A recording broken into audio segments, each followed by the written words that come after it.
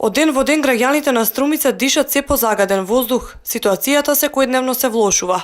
Секојдневно гледаме како нашите сограѓани вдишуваат се позагаден воздух и секојдневно алармираат да се преземат некои соодветни мерки за намалување на се поголемото загадување на воздухот. Но од страна на локалната власт и градоначалникот во заминување ни трага ни глас. Обвини на денешната пресконференција председателот на Општинскиот комитет на ВМРО ДПМН Еванко Верманчев.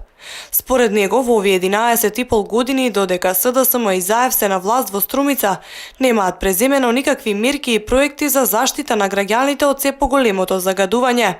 Манчев потсети и дека не се реализирани мерките кои ЗАЕВ ги ветуваше во изборната кампања, а се однесуваа на загадувањето. СДСМ не ја користи можноста на дело и со пример да покаже како функционираат мерките кои тој самиот ги ветува.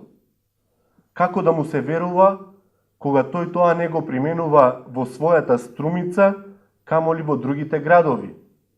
Исто така Зоран Заев гордо се фалеше дека Струмица е снабдена со природен газ.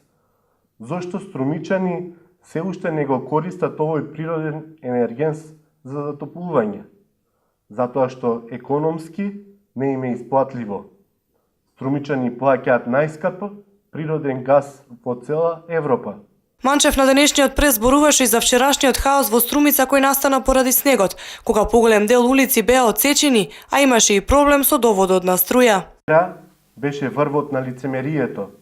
Зоран Заев парадерски веднаш дојде пред објективот на општинскиот фотограф, каде се сликаше за да прикаже дека се чисти снегот и веднаш потоа ја напушти Струмица, а струмичани останаа на студот да го чистат снегот по улиците, додека градот доживува снежна блокада. Освен парадерство, конкретна акција нема. Манчев побара од градоначалникот на дело да ги спроведе конкретните предлози и мерки за намалување на загадувањето, бидејќи, како што истакна, струмичани заслужуваат да дишат почист воздух и да имаат подобар живот.